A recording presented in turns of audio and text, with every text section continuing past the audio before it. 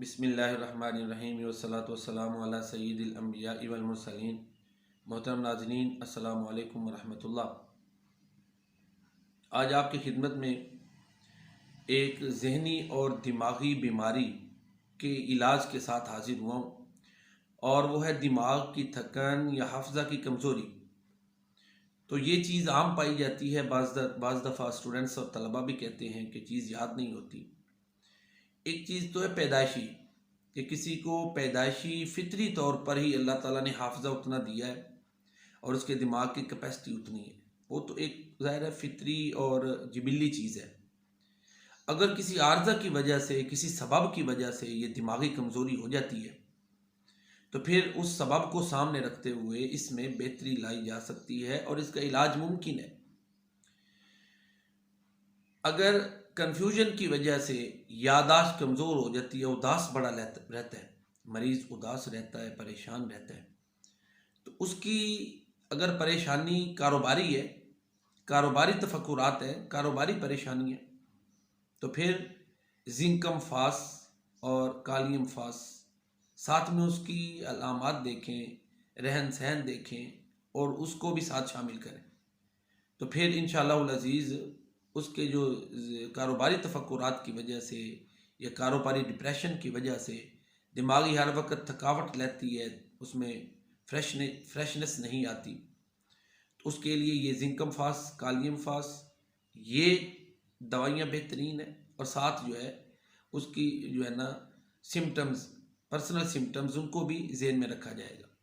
مریض صبح جاگتا ہے اور صبح جاگتے اس کا دماغ بڑا تھکا ہوا ہے، فریش نہیں ہوتا، تو سلفر آزما کے دیکھیں، ساتھ کچھ دن اس کو کالیم فاس اور دوسری علامات کو بھی سامنے رکھتے ہوئے کوئی دوائی آزمائیں۔ طلباء میں ذہن بڑی جلدی تھک جاتا ہے، تو اس کا ایک تو یہ بھی ذہن میں رکھیں کہ طلباء کی جسمانی بیماریوں کو بھی سامنے رکھیں۔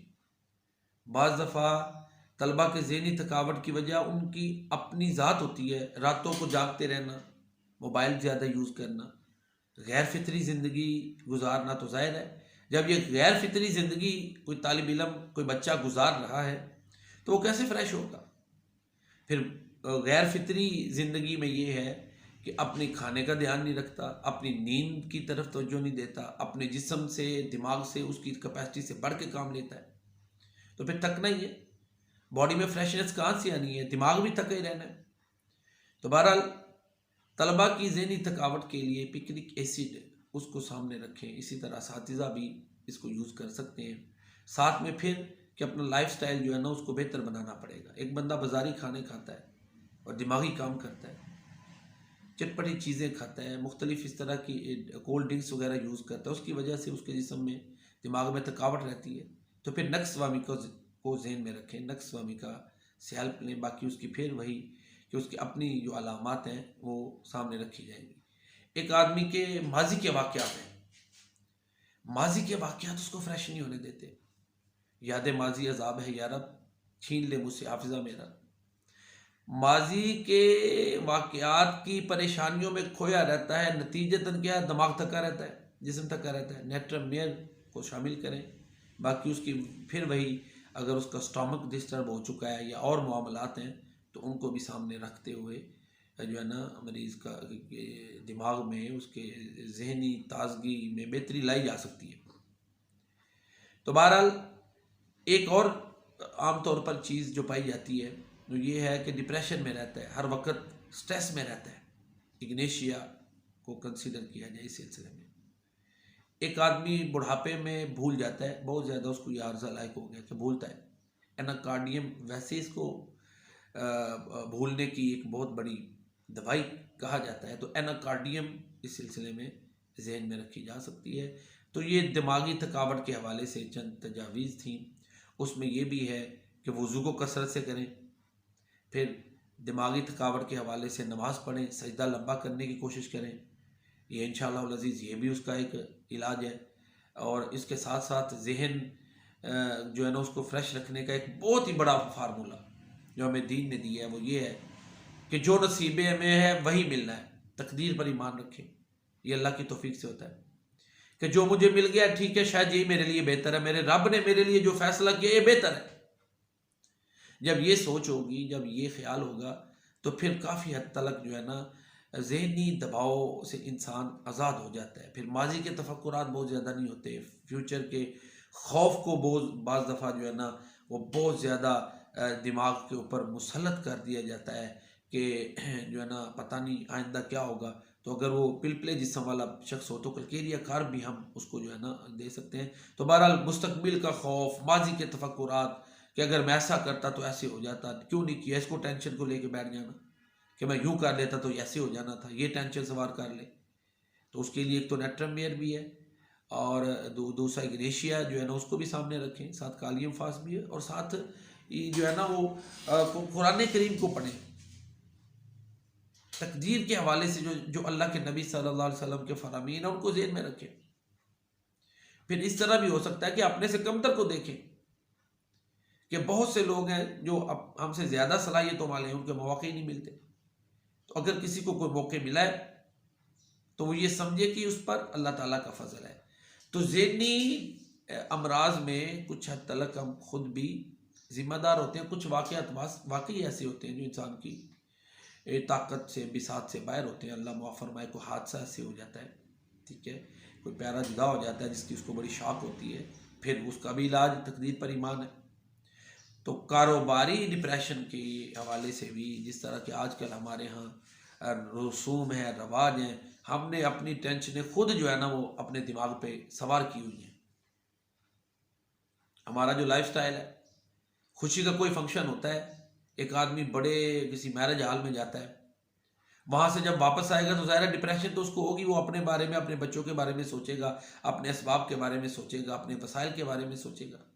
تو یہ جو ہمارا لائف سٹائل ہے نا، اور مادی زندگی میں جو دوڑ ہے، مقابلہ ہے، اس نے بہت زیادہ جو ہے نا ڈپریشن کو ہمارے دماغ میں پیدا کیا ہوا ہے. چیز سے جتنے زیادہ ہم دور ہوتے ہیں نا اتنی ہی زیادہ یہ دماغی بیماریاں جو ہے نا وہ جنم لیتی. لا حول ولا قوت الا باللہ العظیم، یہ بہت اچھا ورد ہے دماغی ڈپریشن کے لیے. تو سجدہ کریں، باوضو رہیں، تقدیر پر ایمان رکھیں. یہ تو ہے روحانی علاج جو اسلام سے ہمیں ملتے ہیں. طبی علاج بھی میں نے چند آپ کی خدمت میں پیش کی ہیں. تو بہرحال آج کا انسان اپنی بے چینی کا سب سے بڑا موجد ہے لائف سٹائل. نوجوان طبقہ دیکھ لیں،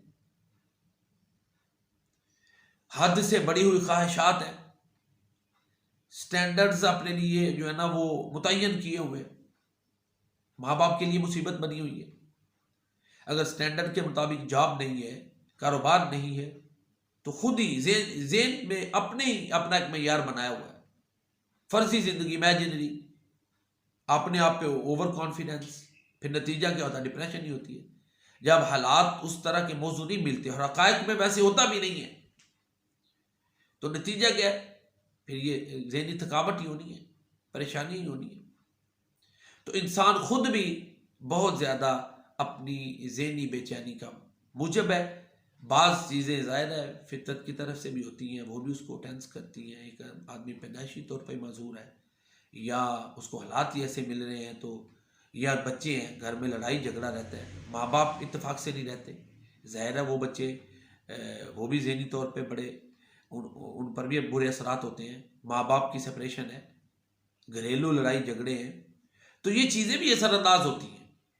تو بہرحال آخر میں پھر وہی میں گزارش کروں گا کہ اللہ کی تقدیر پر ایمان، لمبے سجدے، لا حول ولا قوت الا باللہ العظیم، اس کا ورد، ساتھ میں اللہ کی بارگاہ میں جھکے رہنا، عاجزی پیدا کرنا، اپنے آپ کو جو ہے نا سپر ہیومن نہ سمجھنا، یہ چیزیں جو ہے نا انسان پیدا کرے تو انشاءاللہ العزیز کافی حد تک دماغی تھکن، دماغی ٹینشن، ڈپریشن، اس کو انسان کنٹرول کر سکتا ہے. اللہ کی رحمت سے شفا اللہ کی جانب سے ہے، شفا اسی رب رحمان نے دینی ہے.